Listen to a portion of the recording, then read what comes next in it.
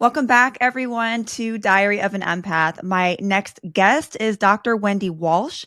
Dr. Walsh is an award-winning television journalist and is a current radio host and podcaster. She is also the author of 3 books and thousands of print and digital articles, and she was named one of the Time Magazine's Person of the Year in 2017. Dr. Walsh, thank you for coming on the show. I'm super excited to have you. I'm happy to be here. So I was reading a little bit about your story. I would love to know a little bit about your background because you have a very impressive and extensive history in media, but I would love to know a little bit more about your upbringing and how that path led you to where you are now. Well, I'm Canadian and my dad was in the Navy and we moved a lot. And I think I was always the new kid in class. I went to 10 different schools by the time I graduated high school. And it made me be able to read a room pretty quickly, to read people pretty quickly. But also the word that kept popping up in my head was why? Why do they do it that way? Why do they wear wide leg jeans? Why do they wear sneakers that color? Why do people do that? Why do they talk that way? I just naturally was born to have a curious mind. And so when I went to university for undergrad, my first degree was in journalism. And my plan was to be a writer for the rest of my life until I escaped Canada for warmer weather in California.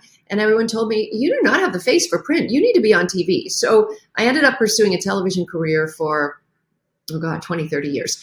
I was a local news anchor in Los Angeles. I hosted 50 different cable half-hour magazine shows. I hosted a silly show called Extra, an entertainment show. I was part of the cast of The Doctors, the Dr. Phil spinoff, and eventually, got farmed out to radio in the end. But along the way, especially when I was in my 30s and having babies, I became very concerned about the brain that was developing in my womb and the brain that eventually I would help nurture and grow outside of my womb. So I started taking psychology classes for fun. And once I got hooked onto evolutionary psychology and attachment theory and learned about the roots of adult romantic attachment, I was hooked. This was the area I really believed that the science of love is what everybody needs to learn. More than any other skill that you will ever need in your life, relationship skills are the absolute most important thing to success because we are here to reproduce. And our meaning in life, nobody lies on their deathbed saying, I wish I'd worked more. Our meaning to life is connections with others. And for many people, they did not grow up in a family that had a secure attachment style, or maybe there was trauma involved. And so it's something they need to learn. But just like how somebody can learn to exercise and diet and lose weight, in the same way you can learn how to be a good partner and find better partners in your romantic lives. I love that. Your path really took a turn, but led you to where you're at now. I was in the Marine Corps, by the way. So we have a couple things in common. And then I moved to Florida for sunnier weather. And I had no idea that my path would lead me to what I'm doing now. It's funny how that works. So you mentioned attachment style. So let's jump into relationships because this is one of my favorite topics. And I would love to start from the beginning. So when we're children, you mentioned that this can shape how we are as adults. So let's talk a little bit about attachment theory. And for those that have never heard of that, what is it and why does it matter? So who we are and how we love is partly genetic predisposition. Some people come into the world needing a certain amount of closeness or touch or love, and other people are a little more independent. But those genes meet the environment, and the environment for a baby is its first relationships with its first caregivers. And so if a caregiver is attentive to the child, who is able to meet their needs, they grow up to trust relationships, trust love, trust people, trust the world. If, however, they're lying in a bed crying with a wet diaper, hungry, and the parent has read a book that says it's good for their lungs to cry it out, that's called sleep training, that's important, then maybe the baby, if they happen to have genes for anxiety, will grow up with fear and mistrust around relationships. Some will check out completely and be avoidant. Now, what's interesting is they get into the adult mating marketplace and everybody learns skills to obtain sex, but not necessarily how to attain emotional intimacy, which is the glue for long-term monogamy. And that ends up becoming our attachment style. And it's quite a continuum. Some people have more anxiety around relationships. Some people are more avoidant. Some people are more secure. Some people are disorganized. But we will go out into our adult world And we will find people that remind us of our familiar feeling of love, even if that familiar feeling of love is filled with pain or longing. So you mentioned anxious attachment style, and I think we hear that a lot. So I would love to hear examples of what that would look like in a relationship. And on the other flip of the coin, I would love to hear how or what an avoidant would look like in a relationship, maybe some examples. Oh, I can tell you about lots of avoidance because I dated them all. Me So too. I recovered from my own, what I would self-diagnose as anxious ambivalent attachment style Me too. through good therapy and obviously going to grad school to get a master's and PhD in this to like think it through and figure out my piece in it. But somebody who has an anxious style is a clock watcher. So you picture a damaged baby in the bed who's waiting for mom to come and they're screaming, they're unhappy. They go out into their adult lives, and if the person is not responsive right away to a text or they don't call on time, they feel deregulated. They don't know if mommy's coming because, every relationship is secretly, I'll be your mommy if you be my daddy, okay? We are in our most infantile state, in our most intimate relationships. And so the clock watcher gets very angry if this person isn't meeting their needs. And so ironically, it's a weird cycle because they also push people away with their anger. It's really hard to hug somebody who's prickly, right? Now, on top of it, the anxious person is most often attracted to the avoidant person. It's a self-fulfilling prophecy. The person who is not reciprocal in when they call, who's not giving them the love and attention they need. Now, it's a scale. There might be an anxious person who's so anxious that there's no other person who could ever fill that void. In other words, they need to go and heal themselves so they can calm down their own anxiety. At their other end of the scale, there's an avoidant person. Now, an avoidant person isn't deliberately trying to hurt and attach someone with an anxious attachment. They just don't like closeness. It feels uncomfortable to them. So they move away from closeness. And that triggers the anxious person and then becomes the cycle. Now, interesting enough, if, let's say, the anxious person were to meet somebody with a secure attachment style, that kindness, that attentiveness, that empathy feels weird because they're used to the chase and the longing. So they actually sometimes will become drama queens or kings and force that person away. And so it's just this cycle that you have to start to watch. For me, I used to like to say that I had to learn how to tolerate kindness. It's interesting, right? How to tolerate kindness and learn that it was something that is welcomed in my life. I'm now in a very secure relationship with somebody who has a secure attachment style, and it's a great place to be. And it feels nothing like love felt like when I had an anxious attachment style. When I had an anxious attachment style, love felt like crazy butterflies in my stomach that were more like a hornet's nest. That's called anxiety. It's not love. Love felt like a roller coaster with amazing highs. Oh my God, he called. We're getting together. This is amazing. And then amazing lows. Oh my God, where is he? What happened? Now that I'm in a secure relationship, I have none of those feelings. Do you know what it's replaced by? Peace, safety, trust. I just know he's always going to be there. It's amazing. And that's a beautiful place to be. Like you, I was definitely more of an anxious attacher. And I still say that even though I'm more secure now, I still have anxious tendencies. And I feel like those tendencies may always be there, but I recognize them and I know when to put them to the side. I know when to check myself like, okay, is this your nervous system acting up? Is this a trigger that's acting up? Or is this something that's really happening? And now, and I've said this often on my podcast, if I feel the need, because I'm still single, and so if I'm dating somebody and I feel the need to write out a paragraph, I might write it out. I just don't send it. And I Right. give myself some time to read it over, to think about it. And 9 times out of 10, I end up not needing to say that or say a lot less than what I used to. Flare-ups are common. And the difference is not that you make your anxiety go away. It's that you know how to manage it now, right? That's the difference. I think I posted a TikTok video one time about how even I had a flare-up.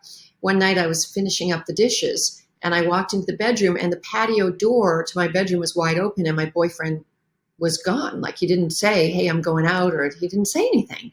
And I immediately ran to the little drawer he keeps at my place that has his socks and underwear and toothbrush and whatever to see if his stuff was there at my age in our secure relationship. So I checked the stuff was there. And then I turn around and there he's standing in the bedroom. And I go, where'd you go? Like again, where'd you go? And he said, I went to the garage to plug in your car so you'd have enough miles tomorrow.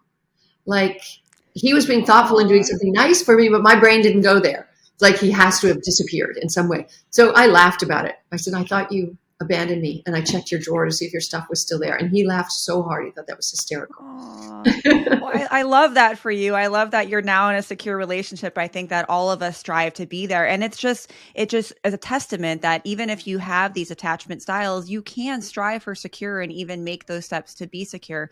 One question I actually have, and I don't know how true this is, but it's one thing that I've observed, that sometimes avoidance can, or some people can think that avoidants are actually a narcissist, when I don't always think that's the case. I think the term narcissist is kind of thrown out very loosely nowadays, but I think that avoidant tendency can sometimes be confused. I would love to hear your thoughts on that. Yeah, I think narcissistic personality disorder is something like 0.01% of the population. I don't know, I'm making up that number, but it's very low. And yet if you go on TikTok, it's 90% of the boyfriends, right? Everybody's just calling everybody a narcissist right now. Right. But I think that people who have an avoidant attachment style don't necessarily have a personality disorder. They just feel safer not being too close to somebody. And the important thing for the person who has the anxious attachment style is to know that it's not about you. You know, and there's also nothing you can do to reel them in. No amount of little notes sent on cute cards, no amount of, you know, working out in Pilates and making your butt look great is going to like reel them in. They have their own attachment style. And if you want to be with them, you have to learn to accept it and work around it and get your attachment needs maybe met with other close friends and family members. I agree. And there's a great book for those that are listening called Attached. I highly recommend it. When you start learning your attachment style, it really does help change the way you view relationships. A post you recently made on your Instagram, which I thought was really interesting, you said, men don't fall in love through sex. I would love to hear your thoughts on this. I want to preface what I'm about to say by reminding everybody that while we have a diversity in gender expression, a diversity in gender role, gender is not completely a cultural construct. There are some biological pieces that go way back in our evolution. And so the typical human, now again, this isn't meaning that atypical people are not lovable and normal, but this, what I'm about to say, may not apply to them. The typical heterosexual male will obtain sex if it's there, because men are wired to want more sex and are less discerning, and when they do choose a sexual partner. However, because in our anthropological past, men took a big risk if they hooked up with a woman who was promiscuous, because if she was sharing her eggs with the whole team, he risked raising another man's genes. And so as a result, they're wary of women who get around. So here's the interesting thing, is that men will have sex with you quickly if you offer it, but they don't fall in love because they think, now she's not wife material. And again, this isn't patriarchy. This is ancient evolution at play in a man's brain. Now, a man can have sex. Many women in modern society erroneously think that if they hook up with a guy and they're not pressuring him for anything, they're just the nice girl, and they want to show him that they're just a nice, kind person and they can attend to him sexually, that eventually he's just going to turn around and go, wow, I want to marry you. But the truth is, a man can have sex with the same woman every week for 6 months and not like her one bit more than he did the first time. Women, on the other hand, and this is what we're projecting onto him, if they continue to have sex with the same man, they'll fall in love whether they want to or not, because their bodies emit so much bonding hormone, specifically oxytocin. The only other time in a woman's life where she emits that much oxytocin as sex is when she's breastfeeding her baby to create that bond. And so women will often say to me, this was supposed to be just sports sex or a hookup. Why am I mad that he hasn't called me back? I'm like, your body's attaching, right? Even if you're not. And you have to be careful, ladies, because you might end up falling in love with a loser that way because you haven't done your assessment period beforehand. And then your body falls in That's love. right. So yeah, men don't, no, more giving a man more sex is not going to make him love you more. Guaranteed. That's right. That's right. Our bodies literally at a DNA level release these hormones. And I always say too, like, you got to get to know yourself. I was one of those girls, like, I have to know myself. And I know if I start having sex with somebody, I will become attached Yeah. much quicker and I start to not think as logical. This is typical for most women. And it's also typical for most women to want monogamy. Monogamy is natural for our species. It has been evolving and spreading around the planet globally. We all need to work together to normalize monogamy. The people who are promoting open relationships and polyamory are men, and women are buying into it. But most women, the typical woman, does not want that. So, do you think that monogamy still exists in our current generation? Yes. Now, humans have always had a system of social monogamy or sometimes perceived monogamy, meaning that their primary social relationship, their boyfriend, girlfriend, fiance, husband, wife, is the one that socially is part of the bigger social structure. But that doesn't mean that people don't have affairs sometimes, that people might practice serial monogamy, right? They might have a relationship for a few years. In fact, because of our now very long life expectancies, even the most monogamous of humans may expect to see 2 or 3 long stints of monogamy with some mate selection in between. So yes, it exists. Human beings have 2 separate mating systems. One is spread your seed, and the other is focus on one relationship and one set of offspring that come. And a good 50% of humans do that. And here's an interesting thing, if you have any men listening. So if one of the main purposes of sex from an evolutionary standpoint is reproduction, we know that sex has lots of other purposes too, but let's just say reproduction is the primary purpose. If a man chooses to invest in one woman with monogamy, marry her or not, but be with her, live with her, the highest amount of babies that he can make in one calendar year is one a year is basically he can do. So there are men that think, well, I'm just going to be a player instead. And even if they don't want to produce a baby, by the way, this is all unconscious, right? I am going to, put my sperm in as many women as I can in a calendar year. So if a man chooses to do that, how many women do you think he has to hook up with to match the reproductive success of the monogamous man? So in the span of 1 year, how many women does the player have to convince to have sex with him to make sure that one gets pregnant? I mean, you only have to have sex with one person. I'll remind you that women only ovulate for 3 days a month. So any woman that he's with, there's a chance that 27 days of the month, he's shooting blanks. She's not going to get pregnant. So now do that math. How many women does he actually have to get in their ovulation window in order to ensure that one will become pregnant like the monogamous man can do? And the answer is 33. So we save those numbers for Super Bowl ring wearers, for Academy Award holders, for the top of the top celebrated alpha good-looking males. They can get 33 women in a year. Average dude out there cannot get 33 women in 1 year. And so his best bet to keep his genes in evolution's chain is to invest in one woman and one set of offspring. I think of Nick Cannon when right. I'm thinking of this. I should also add that this doesn't assure that the player's offspring will grow up to be good parents themselves and the genes will continue, because leaving your genes with a single mother is a crapshoot. The stress is on single parents, right? That's a very interesting, and I mean, really mathematical, and it makes sense. It really does, like from a biological standpoint. This is why we have monogamy. Right, right. I mean, I'm a monogamous person. I just question if monogamy still exists in men. I hope that it does, and I'm still hopeful, but Well, it feels harder and harder. it is feeling harder, and I'll tell you why. We have an oversupply of successful women right now, vying Mm, for a very small group of men at the top, successful men. Women, when they get college educated, and now for every 2 men that graduate college, there are 3 women, and this has been going on for 2 decades. Women do not like to marry men without college degrees if they have a college degree. So as a result, women are using up their fertility window, trying to compete with other women for a very small group of men. Now, here's what happens to all the men who are being squeezed out of the mating marketplace.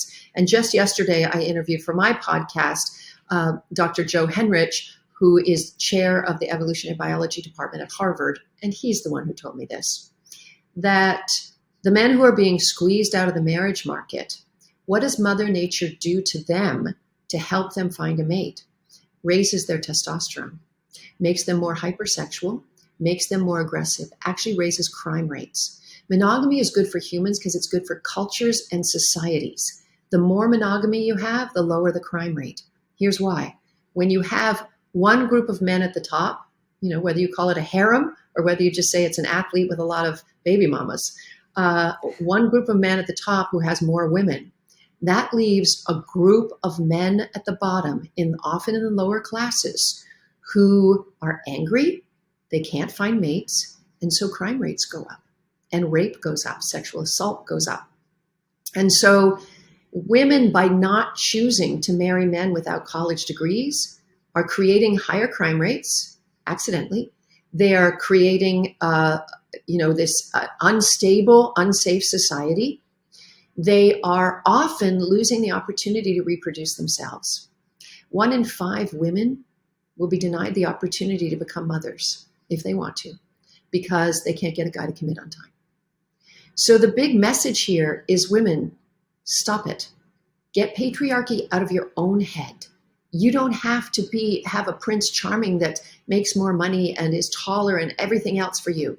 There could be a really great guy, and your idea of a power guy should be a guy who can power a stroller, ooh, because we're in the information age and women are the CEOs of their household now.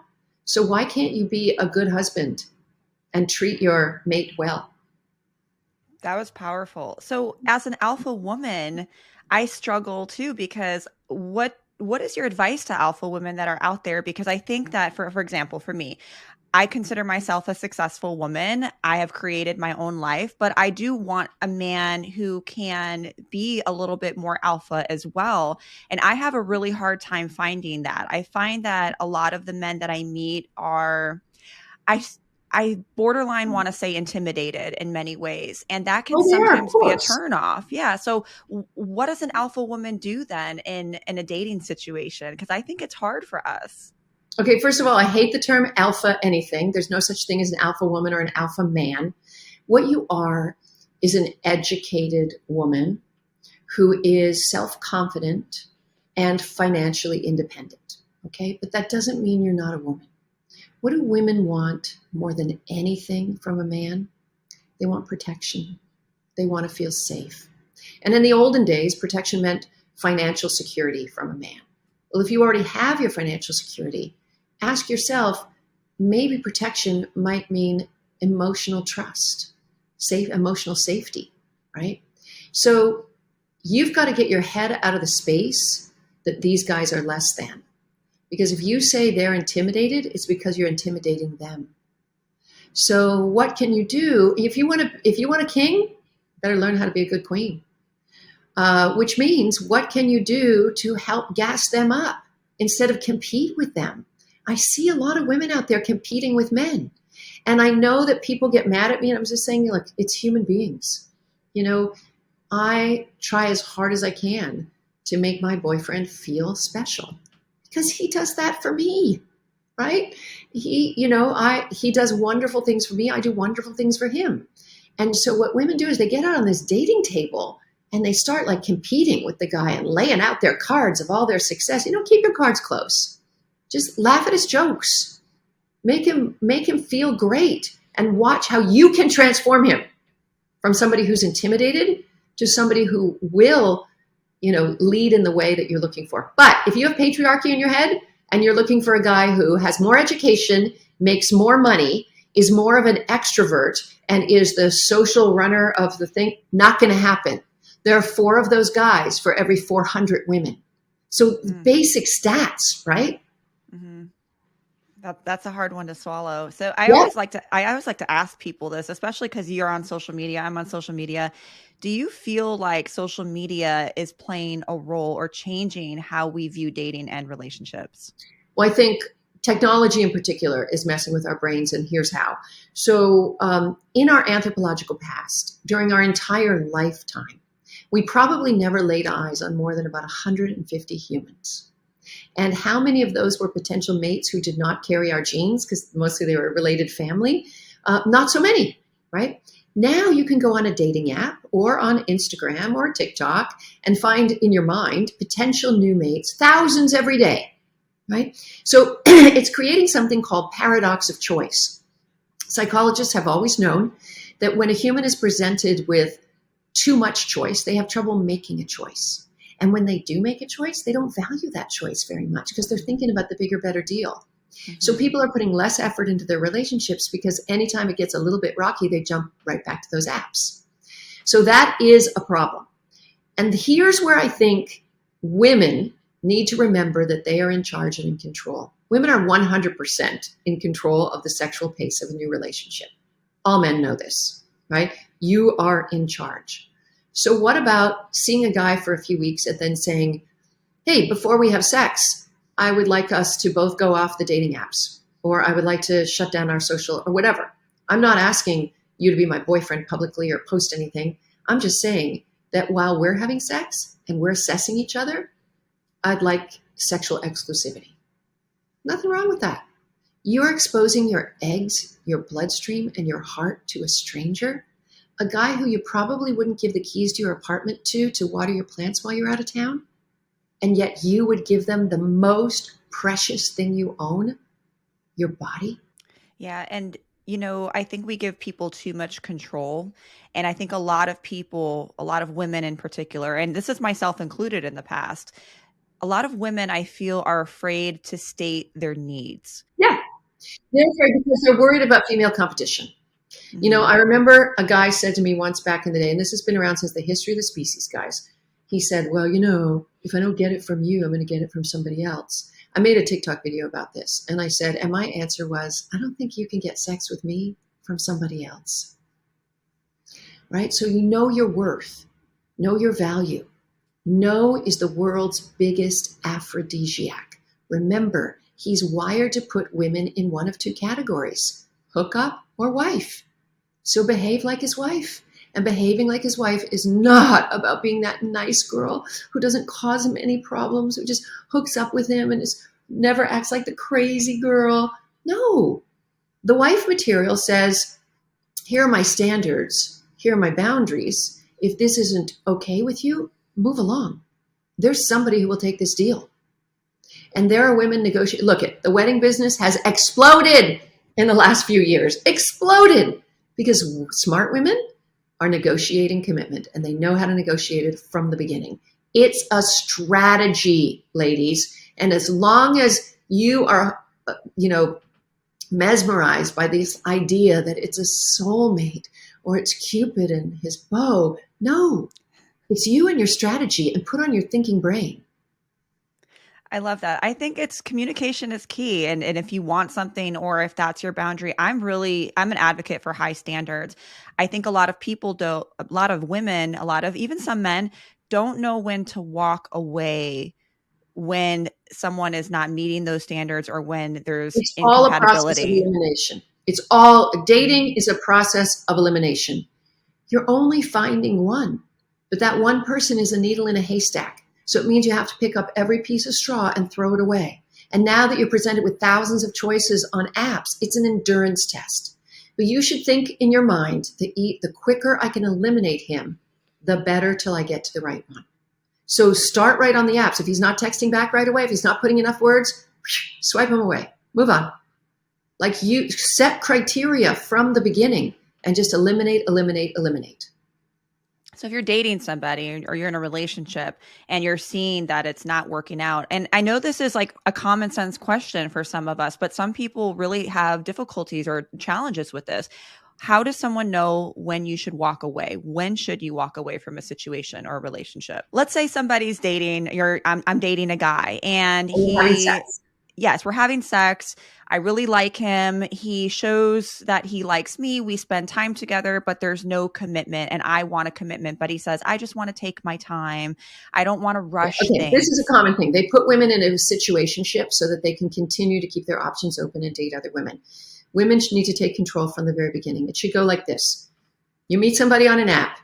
Within 3 or 4 texts, you give your phone number and say, hey, I'm really not a big texting person, but I'll be happy to jump on the phone with you. If they do not call within 3 days, swipe them away. They're gone. They're not active. You want one person who's absolutely energized and impassioned by you and gets so excited by your phone number. And ladies, if you're worried about safety, ask for his number, block your number when you call, get a Google number. Use tech. It's not like he's going to get your home address now with your phone number. So you get rid of him there. If you get on the phone, see if he gives good phone. Spend half an hour. Do not spend 2 hours in your first phone call and get all caught up in, oh my God, he's perfect. Never more than 30 minutes. Always leave him wanting more. Always leave him wanting more. And so you must get off the phone first. Oh, I'm so sorry. I got to go. You jump off. So he's wanting more. So then you think about that phone conversation and you think to yourself, do I need to invest 30 minutes driving across town for a coffee date with this guy? Is there really a chance? And if there is not a chance, you are not a rude person. You do not ghost him. You simply write a text that says, hey, it was lovely chatting with you. Good luck at your cousin's wedding next week. Say something cute and personal. I don't think romance is in the cards for us, but I'll keep you in mind for a friend sometime. And good luck to you. Remember, these people may be living in your zip code. You may run into them at work, at the dry cleaners, whatever. So just be a kind person, how you would want to be treated. That's right. And then move along. Now, if you get to the coffee date, never make the coffee date more than 30 minutes, even if you're having the best time in the world. Leave them wanting more. Leave them wanting more. Just say, oh, I'm in between 2 things. I only have about 30 minutes. Let's meet there. The first coffee date or walking date or hiking date, whatever, should not be a date. It's a meeting where you're deciding whether you're going to have a first date with somebody. Okay, so don't get overly dressed. Don't get all really like selling. You are not selling. You are buying. They should be selling. You have the eggs they want. So you just be your natural self. You meet for a quick coffee. And at the end, get back to that text and say, hey, it was lovely to meet you. I don't think romance is in the cards. Get rid of him. Or if you did like the coffee, then you sit on your pretty little manicure and you don't touch your phone and you wait till he calls. And if he doesn't call, move on. Move on, move on. Silence is communication, folks. What can I do? He hasn't texted me. What can I do? Nothing. Move along. Turn your head. Look a different direction. There's more. Then you've now gone the first date. You might do 2 or 3 dates, I hope, before you have sex. And then you say, for that sexual experience, hey, I'm really attracted to you. And I'm excited to take this one step further. But while we're just getting to know each other, I'm not asking for a relationship definition here because we don't really know where this is going. But I'd like to know that if you're sleeping with me, that I'm the only person you're sleeping with. And you ask for sexual exclusivity before you have sex. He will say yes because he wants sex, right? And then, of course, the women say, but then he'll lie and he'll just cheat. Well, you will find out pretty quickly because the next step is after you have sex for a few weeks and you've decided you want to make him your boyfriend, you're in charge. Remember, you're in charge. You say to him, you have the what are we conversation. Hey, I feel like I'm growing close to you. We're growing emotional intimacy. We haven't put any definition on this. How do you feel about it? About putting a little name on it. And if he says, no, I don't want to, then you just say, sorry, pussy's closed. You're in control. I love that. You're 100% in control. And you have to be prepared to let them go because there are 1,000 more behind him. And do not waste your time. I have a t-shirt I have coming out that says, honesty saves everybody time. Just be honest. You have a fertility window that he doesn't have. Work it. Work it. And don't be afraid. That's awesome. That's amazing advice. And it's so true on so many levels. We have more control than we think. There was an article that came out recently, and I know that you made a post about it by Greg Matos. I hope I'm saying his name right. The And rise of the lonely man. yes, the rise of lonely men. What are your thoughts about this article? And do you think it's Well, true? yes, because he's highlighting this group of men that women aren't choosing. They may not have college educations and they're very angry. So he's actually saying to them, if you want to get that woman, you better grow your emotional intelligence, because you won't be able to get them on your status, your looks, or your money. But she's going to fall for you because you'll be the guy that can power that stroller. And he's absolutely right. Is that at the 11th hour of a woman's fertility window, she's going to pick a good father. And she's going to pick a nice guy who has emotional intelligence, who pays attention to her feelings. A woman who's choosing a mate at 25 is a very different woman who's choosing a mate at 38. Mm-hmm. Yes, very true. My 25-year-old self compared to now, my 25-year-old self was in a toxic relationship. My 37-year-old self now is like, no, I want something stable and healthy. And if that means that it feels a little boring because my nervous system isn't being activated, that is actually what I'm looking for. I don't want to feel activated. I'm not looking for the butterflies anymore. Attraction's No, important, that's but I don't anxiety. need yeah, I don't need to feel the like, oh my God, because that is actually a cue that this might not be the person I think it is. So it's so true. So I think that one thing that you said too that really stood out to me is there's no such thing as a gold digger. I would love for you to elaborate on this because I hear that a lot, and especially for women who want a man who is more of a provider or want a man that has a certain financial status. Do you feel like that is something that I women actually shouldn't go say for? everybody's a gold digger. And if you're Mm, not a gold digger, there's something wrong with you. In other mm, words, look, in our evolutionary past, as in today, the very vulnerable years of pregnancy, nursing, and raising small children, a woman needed somebody to protect them and bring home the bacon during that time. And so, as a result, just as a man is wired to not like a woman who's promiscuous, women are wired to sit up a little straighter when a man with financial ability comes in. If you take two identical twin brothers and one is poor and one is rich, who are you going to date, right? So I think to lie about it is like, I'm not a gold digger. I'm not after you for your money. I have my own money, is a lie. It's better to say, I'm looking for a financial peer. Or if I date you and you're not quite my financial peer, I'd like to see what else you can bring to the table. It's perfectly okay to say that, right? I like that So, financial peer. yeah, a I financial think peer, but you might not have a financial peer. You might date a guy who makes less money than you. Get your head around that fact. But he might be all man in other areas. mm. I think for me, I'm not looking for like a certain checkbox. You don't have to make a certain amount of money. I think for me, what I'm looking for is somebody who can just match some of my lifestyle. Like, for example, I love to travel. I want a man who can afford to take a trip to Europe once or twice a year. Those things are important to me. I want a man that is able to go out to dinner or take me out to dinner when we want to go. But it doesn't have to be like, oh, you have to make, 150,000 a year. I just want someone to match my lifestyle. And I think when I got out of that Two trips to mindset, Europe every year, you better be making at least 150. But let me ask you this. Um, what else do you want in life besides vacations? What are your goals? yeah, I want to be happy. I want stability, but travel is important to me too. You want to have a family? I have a daughter already. So I actually want a man who already has a child or because I don't want to have Because they more. understand parenthood. Yeah, that's really important. Yeah, I think so. And I think, of course, those are things that I naturally would look for first. Traveling is something that is just like a check on the box. It's not like a deal breaker, but I think I do want somebody who can match some of that lifestyle. I don't want to take care of anybody, put it that way.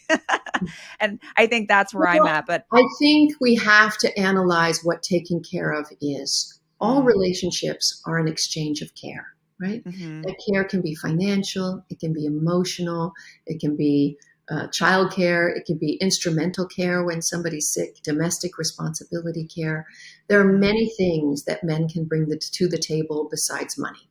And I think that's where our old evolution gets trapped in women's heads. And this idea that if he makes 25% less than you, that you're taking care of him only exists if you do. In other words, if he's not contributing 25% in another way, if he's not a doer, a giver in a million other ways. Men are fabulous in the things they can do, that they can fix, that they can attend to. Two brains get so much more done than one. And I think that if you only look at his contribution in financial terms, then you're going to trap yourself and you're not going to find that guy because the female to female competition is too high for that guy right now. And that's just, you know what, being realistic about the mating game board is half the battle. Because at the end of the day, when you find somebody, not somebody who has low self-esteem, not somebody who you're financially taking care of and they're not pulling their weight. I can understand those fears, and you do have to eliminate those two when they come along. But there'll be another guy who says, look, you know, I'm a great plumber. I work for the city and road service. I do this. But you know, I can fix everything in your house. And that has value too. I'm at the stage where every girlfriend of mine is remodeling a house and buying more real estate, etc. And we're dealing with so many expensive men that we pay to come to do everything, plumbing, electricity, construction, etc. And I'm like, we should just marry one of them. Like, honestly, I'm looking really close at contractors now. I'm like, that's amazing. Save a lot of money. I'm telling you, I got light bulbs that are out right now. I got fire alarms chirping in the background. Just those little you have things. to think that labor has financial value. And I think too that a lot of women don't allow men to do things that make them feel like they're contributing, because I find a lot of girls that I know, even some of my girlfriends, they're like, no, I can do it. Like, no. Yeah, you can do it, but allow him to do it. Make him feel like he's doing something useful, because I think men naturally want to feel that I way. wrote a book once called The Girlfriend Test, How Dateable Are You? And I interviewed 100 men and asked them what women do in the early stages of dating to turn them off. And I asked about these independent women, and almost all the men said, when they're too independent, I say, what does she need me for? You know, we need each other. It's about caring for each other. And in order for them to get to care for you, you have to express your needs. You have to be vulnerable. Being independent and I can do it myself says to him, I don't need you. And what a thing to say to somebody you want to hold your heart. What advice would you give to your younger self? Have more kids and do it earlier. I found motherhood very, very meaningful, and I waited till the end of my fertility window. I had two daughters. They're great. They're age 24 and 19, but I would have had 6 kids if I knew how meaningful it was. The other advice I would give to myself is that I would have gotten rid of all those players faster. I mean, I wasted 10 years of my life on and off. We'd see each other for a couple of years, then I'd block him, not talk to him for a while, and then he'd find his way back in, you know, where the guy was an absolute player. And he was just an object for me to project my anxious attachment disorder on. And I would have gone into therapy earlier, I would have healed earlier, and I would have had the kind of wonderful, secure relationship that I have right now earlier. I mean, the saddest thing I feel that I fell in love with the love of my life in my 50s is that we have, you know, till death do us part is so much sooner. There's so little time we get to spend with each other compared to if we'd met earlier. Well, first of all, you look fabulous. You don't look like you're in your 50s. That's number No, one. I'm not. I'm past that now.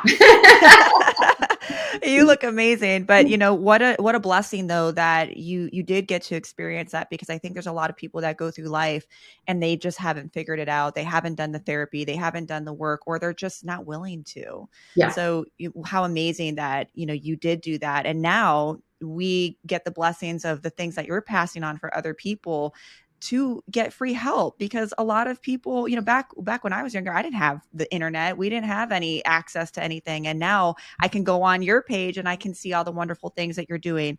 So speaking of, what are you into now? What's going on? Is there any projects that you're working on? I would love for people to be able to find you. The best place for people to come to have immediate connection with me is onto my Patreon page, which is patreon.com/Dr. Wendy Walsh. There are lots of tiers of membership, as cheap as $4 a month, as high as $49 a month. it involves access to me. You can send me messages. I can help you write your dating profile. I'm there. I'm like your free best friend and auntie who helps you in your relationship life. You can come to Zoom rooms where we have quite a brain trust of fascinating, bright people on my Patreon. Some people take my love science education class, which is literally all about the biopsychosocial pieces of love, and they learn all the strategies from the beginning. And it's a university level course. So Patreon, I would say, is the most important place if you want direct access to me. You can also follow me on my social media everywhere. The handle is at Dr. Wendy Walsh. I post TikTok and Instagram videos almost every day. I have a radio show on iHeartMedia called The Dr. Wendy Walsh Show. So for that, you just download the iHeartRadio app and search The Dr. Wendy Walsh Show. And I'm in the process right now of developing a set of micro courses so that people who just might have $20 and just have one problem, like dating after divorce, or when a guy doesn't call me back, how do I get him to call me back? Like short little micro courses. And I'm going to have, hopefully in the next 6 weeks, about 25 of them up. So they'll be all on my website. My website is at drwendywalsh.com. Oh, Well, no, that's just so exciting. drwendywalsh.com.